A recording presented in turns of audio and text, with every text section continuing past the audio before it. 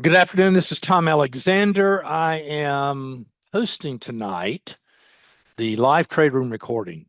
We have a live trade room that we run every single day for our members, and we had a really interesting day today. And that day led to some classic lessons in trading the auction market process of development. So I am offering that to you guys, to anyone that wants to watch it. Now, there is a trade lesson at the end of the live trade room recording. If you do not want to listen, now I have, I only record, well, I record everything I say, but I don't just have a lot of dead space. So if you want to listen to the entire verbiage and follow along with the progression of the analysis through the end of the day, you're welcome to do that. If you want to just skip forward to the trade lesson is in the last, I don't know, 15 minutes. So just fast forward through the trade lesson. I hope you find value. Please subscribe to the channel. I'll speak with you again soon. Okay, good morning, everyone. It is Friday, July 25th. Happy Friday. It is 9:05 a.m. Eastern Time in the U.S. This is Tom Alexander. This is the live trade room recording. And Globex has been about as quiet a session as we've seen, well, since yesterday. But we've had a lot of wild Globex sessions lately. This hasn't been one of them so far. So we'll uh, we'll see if the market is ever going to correct 0.5% or so. Levels are clear, and the trend is up, except in maybe this super short-term time frame in Globex. We'll see what happens when this cash market opens. Okay, it's 9:32. This is yesterday's range. This is the upper extreme. This is the lower extreme. This was the close last night. We had that algorithmically driven dip into the close. Then we had the gap up, a little bit of a gap up this morning. We're trading right in the middle of yesterday's cash session range at the moment. It's chop fest, no direction at the moment. So it's way early. We'll watch here. Trend is up. Trend is up. You need to, at a minimum now, start this lower low and lower high, and you need to take out yesterday's cash session low. So we're just chopping and churning here at the moment. Okay, 10:08 a.m. Eastern time, and we have a super narrow range chop fest in the first 40 minutes of trading. You're most definitely going to get range extension out of this. Now, the question is, will we get range extension out of yesterday's super narrow range day? It is a Friday. We'll see. This coil here is interesting. Now, a legitimate way to trade this is the low of the day. This is today's high. You could go long above with a stop at the midpoint. You could go short below with a stop at the midpoint. The rationale there is that you have very little risk. And that is at least an indication of what this, and it would put you on the right side of the moving averages as well. Or you could just flip a coin and go long or short and put your stop above or below the high. But that we're we're in an area, and you're going to trade away from this area. We're going to test yesterday's high or low, at least test today, and you're certainly going to extend out of the range today we've seen in the first 40 minutes here. So a way to trade it is to go long above here with the stop at the midpoint. Why stop at the midpoint? Well, right now it's just a guess. Now, if you had this super wide range bar, that would be ideal in either direction. But what you're looking for here is that initiative move. That's why I say a stop at the midpoint. That should be, if the move is real, that should be more than enough risk. That's not much risk. So just an idea. Okay, it's 1024. I'm shocked that they brought this thing up here again. It's been up here now. This was the fifth time, and they didn't get through here. I would not be fading this again. If it gets through there, you're going to get this at least short-term spike. But again, we're so compressed in here. So I really believe buying above here, selling below here is a great reward to risk trade against the midpoint of this range. I'm amazed this didn't get through here at that point. Okay, this is an attempt to break out. This is an attempt at an initiative move higher. This is yesterday's cash session high in the futures. So that this will be the next inflection point. What you don't want to see now, first of all, you can't be short, okay? Because I mean, this is just a complete chop fest. If you're short, you got to stop it out above the day's high, but I wouldn't recommend being short. It sort of violates all my rules anyway. And this is the area you do not want to see taken out. So your stop has to be down in here somewhere. Now, and that's pretty tight, but this thing should move or not.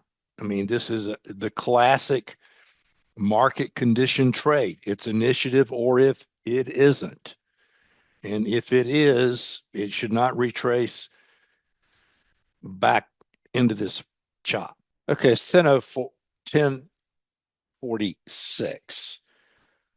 If you are long, you may want to consider taking partial profit just below yesterday's print high. Just a good practice. This is an obvious inflection point. Now, it could blow through there, but if you have multiple contracts on, that's the benefit. You got to be trading at least two contracts. Otherwise, you have a constant conundrum. But if we get above here, we're in all-time high ground territory again. Okay, it's 1107, and you can see the cash market double topped up here. I didn't notice that. The futures was ahead of the cash market yesterday, so the futures did not get up to its cash market high. The cash market did. Now it's maybe a tick below, but it got within very close. Now, we're making higher highs and higher lows. We're above these moving averages. It looks like they want to run stops in this area. People, which traders trying to trade for ticks. Probably. Well, I mean, it's outlined on the futures chart over here. You don't want to see about 7.5 taken out. That would put it below these moving averages. That's giving this more than enough room to go higher. Now, if we take 7.5 out, then it opens up all sorts of possibilities. Okay, it's 1121, and you can see there are a combination of a lack of buyers and there are sellers up in this area. We are at a major inflection point here from both a price and a technical condition. Here is the 30-minute breadth chart. Breadth is negative as this thing is trying to get through. Now, if breadth is going to have to turn up here if this thing is going to break through to the upside. And if it does, you could really, really run a long way. But it's unlikely that even if we do break up and we do have quite the excursion to the upside, it's going to confirm it, that breadth would confirm it. So interesting stuff going on here, this chop and churn and false break and trade back.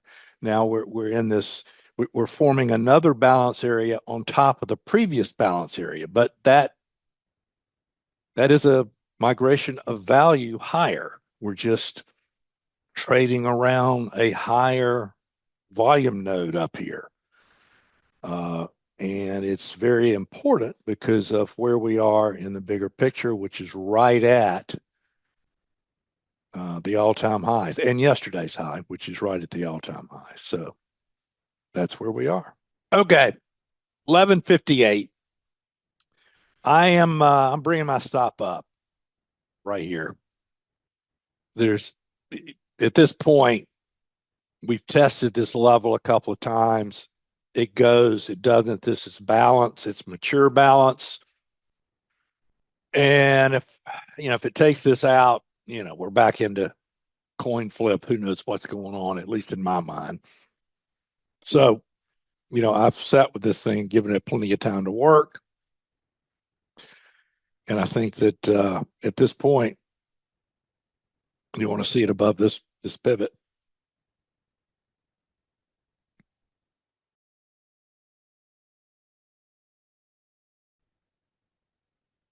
Okay, I finally got filled on part of my position. You can raise your stops now. Follow this thing up. Now, if it's going to trend, I mean, this is still a super narrow range day. It should hold this moving average. So if you're playing for a bigger trend, you're going to use a looser stop than if you're just going to grab this spurt. And that's trader's choice. And that's the benefit of playing with trading multiple contracts. You can sort of do both. Okay. The buyers have asserted control.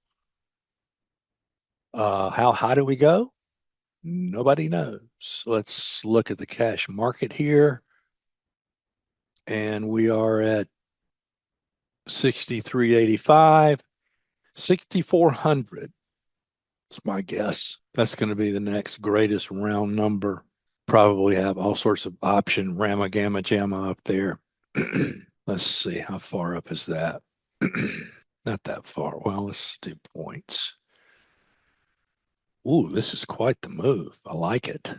Today is a really, really, really, really, really great example of trading and the benefits of understanding price action through this lens we use of auction market concepts. It helps with it helps identify opportunity, helps you to it's 12 handles up, helps you to define opportunity,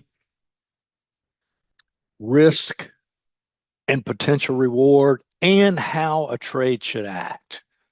So today is very clear in that regard. We'll go over that in detail. Now, I think it's an incredible lesson, absolutely incredible. So just if you're long now, enjoy the ride. Should not see this moving. Actually, you really shouldn't see these pivots come out. So I just raised my stop, but this thing's on fire now at the moment. And it won't go up at this rate of change. We know that, but a lot of momentum. Okay, it's 12:32 p.m. Eastern time. This thing is screaming higher.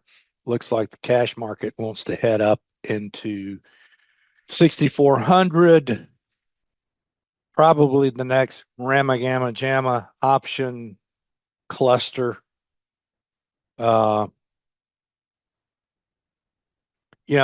Today is there are a number of lessons, a number of takeaways today from what we do. Those of you that have been around, and I've been talking about breadth, and we show this chart consistently, and always show this with a caveat that is much more effective at identifying lows than it is highs. And the final stages can be mind-numbingly surreal. Like, for instance, we're ripping higher and breadth is negative. Now it's 12:33. If we get to 6,400, breadth could, I don't know, maybe be plus 10. But it's very unlikely to come anywhere near to the latest peak, which was right here, the latest lowest lower high. So again, I think this market is on the clock in terms of a short-term top, but you got to trade price action. And especially if you're day trading, you're just screwed if you're not paying attention to price action on the 30-minute and the 5-minute charts. In spite of any indicator or anything else, anything besides price action. Now, this is context, and it's a real heads up if you're a swing trader, position trader, or you're a day trader and you want to be alert to the potential for this thing to all of a sudden fall out of bed. But right now, the trend is up. The trend is strong. There's a lot of momentum, higher highs, higher lows in all time frames. So, but this is one for the books. I'm capturing this to make a trade lesson out of it. Let's see if we can get to 6,400. Maybe we will, maybe we won't. Okay, it's 12:57 p.m. Eastern, not quite 1 p.m. Friday afternoon. We're making higher highs and higher lows. Breadth is pathetic, but it is increasing. So it is always the slope of breadth that is most important and actually most helpful. It's not the absolute reading. Now, again, part of being an auction market trader is letting the market do its thing and trading high probability trades based on auction market concepts. And if you're not in this now, there's no good trade, frankly. I mean, the reward to risk here, long or short, is probably, I don't know, not good. Could we get up to 6,400? Yeah, we could. That's the next obvious level, because there really are no obvious levels because we're in new all-time high ground. But it's a big fat round number that they tend to be magnets. And the thing that you do not want to do as an auction market trader is throw darts and guess. Now, there's a whole crowd out there that will be shorting this because it's above a Bollinger Band or it's a standard deviation above VWAP or something nebulous like that. And you know what? This could be the top tick for the next 3 weeks. I don't know. But if it is, it will still set up for us, for those that don't throw darts. The market will start making lower lows and lower highs in some tradable time frame. It will begin trading below the 5-minute moving averages and the 30-minute moving averages. It will take out previous days' levels, starting with previous day's cash flow. So all of those things, waiting for those things before you start throwing darts is always a better way to trade. You can get away with fading trends for a while, sometimes a day, sometimes a week or two. But if you consistently fade trends as your trading strategy, you will absolutely 100% be guaranteed to blow up eventually. Okay, it's 1:41 p.m. Eastern, and this thing continues to plow higher. Now, the smart thing to do here is, if you're still in this trade, is once you get stopped out or once you take your profit, turn off your computer and go do whatever you do. The trade for the day has already occurred. I said earlier there was no good reward to risk, long or short. There's even less good reward to risk, long or short here. If you're in this, great. Just ride it until you get stopped out. 6,400 up here is a guess, an educated guess. But if I have my last position on, I am trailing a stop, not too tight, but I'm not giving it back to here. So, if I get stopped out, I'm done. And at that point, we will talk about today. It's been an incredible lesson in the application of this auction market process of development. And it also is going to be interesting how it sets up next week, because at some point, this divergent stuff between breadth and price is going to matter. I thought it might be today, but nope. And I bracketed this trade. I was I had an order to buy above here. I had an order to sell below here. I was willing to take what the market gave me. This was a balance area right at the top of the HVN of this larger structure from yesterday. You were right on sitting on top of these moving averages. So, you you had to be willing to go either way. I thought, coming into today that it was going to be a short at some point because of this divergence. But once again, that's a lesson in trading price action. That's the default. Okay, it's 2:20 p.m. Eastern time. We're creeping closer and closer to the magic 6,400. And what a beautiful day in terms of watching the elegance of price action through the lens of our auction market process of development. So many things that we talk about have sort of come into play today. They've sort of dovetailed into a perfect storm. And one I really haven't mentioned is that, we've been following this faster moving average all the way up. I've said before, these trends tend to have a personality. And they're really sort of three types. There's this furious, relentless trend that will trade for hours and won't come into this faster moving average.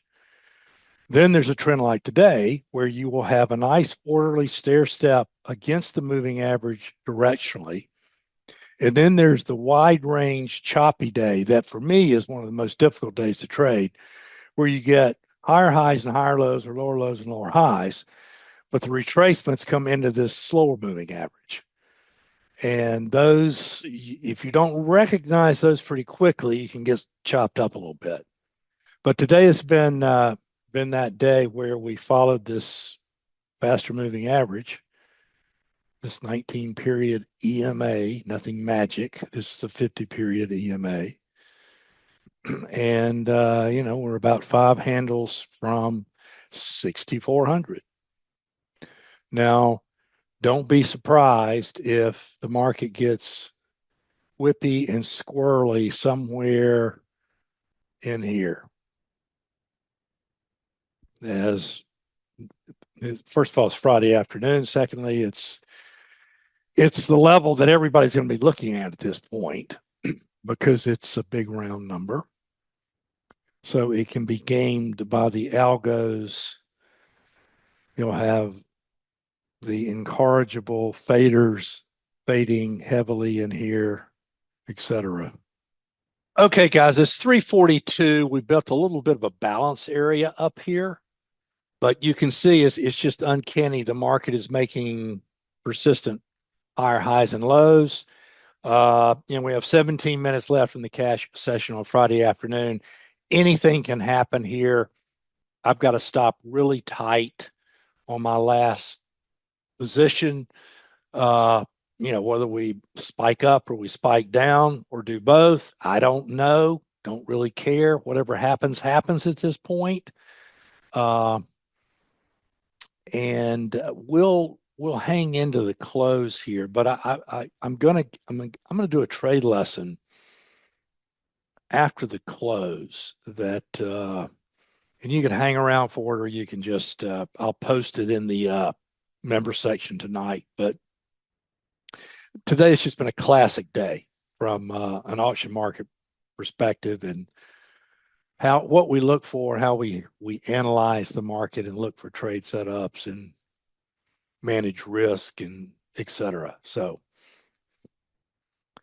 we'll see what happens here in the last 15, 16 minutes. Okay, I am out of. Okay, so they're taking this thing in as we come to the close. Well, we have 7 minutes left. They could jerk this all the way back around, but I want to go through today and how it's set up. I'm going to get rid of this because it's set up pretty classically. Now, as you know, and I'm going to send this out to my entire list. So I'm not just talking to you guys that are in the room now, I'm talking to the entire audience. And you guys in the room will have heard most of this before. So just bear with me. A little reinforcement never hurts. But we are auction market traders. We trade the auction market process of development. It is the foundation of market profile. You really don't want to be a market profile trader. You want to be an auction market trader.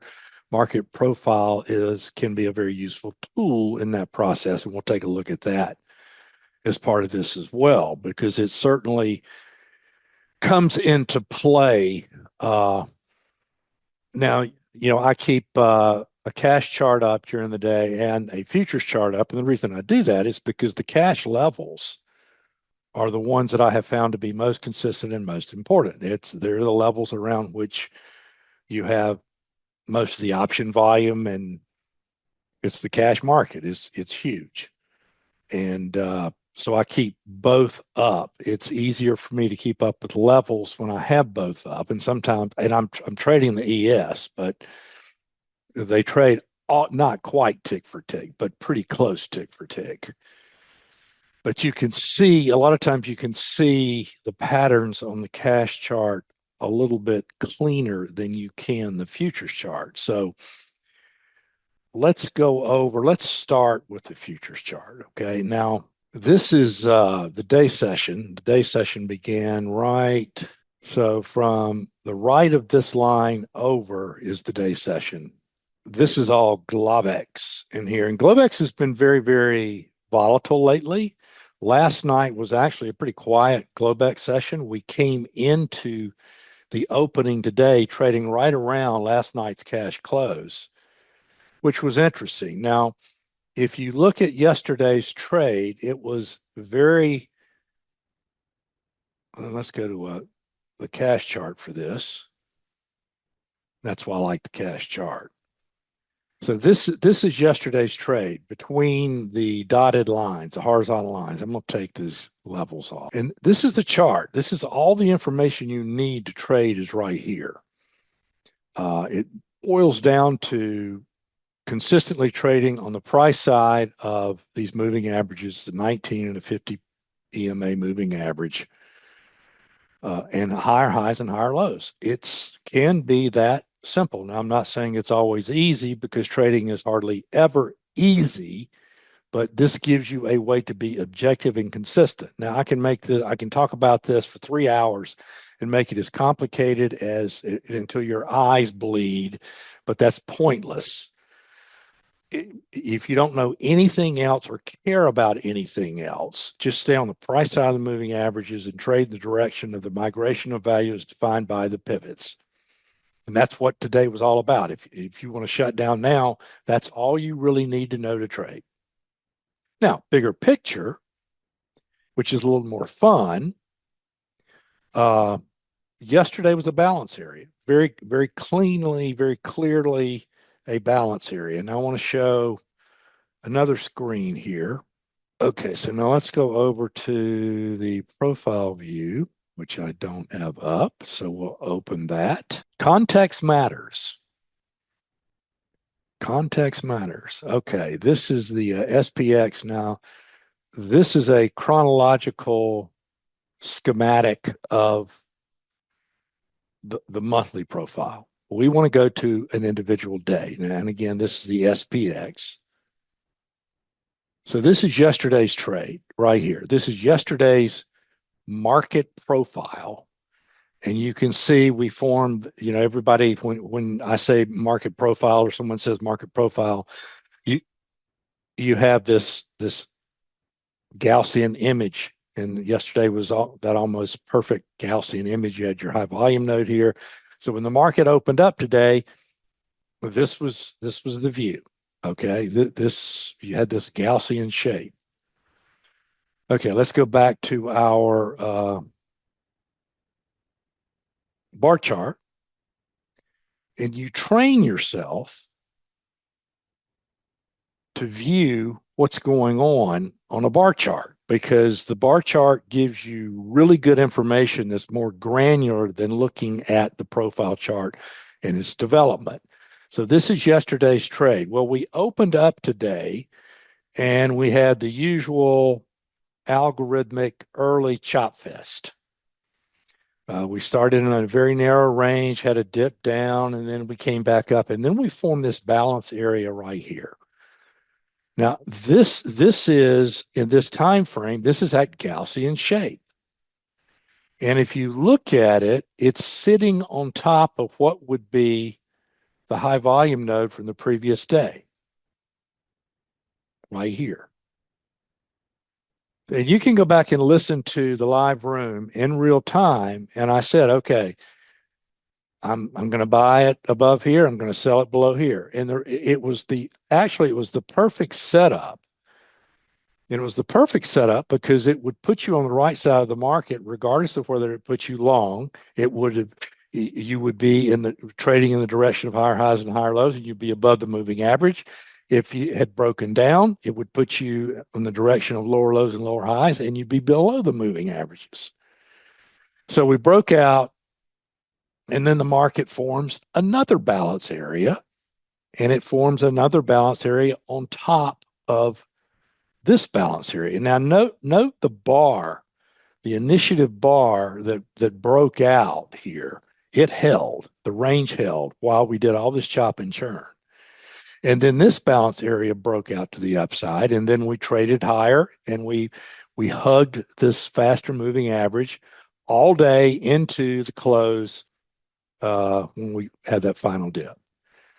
So instead of making it difficult, if you work to identify the migration of value, and you can do that two ways. The migration of value is affected through noticing how these balance areas form. Are the balance areas making higher highs and higher lows?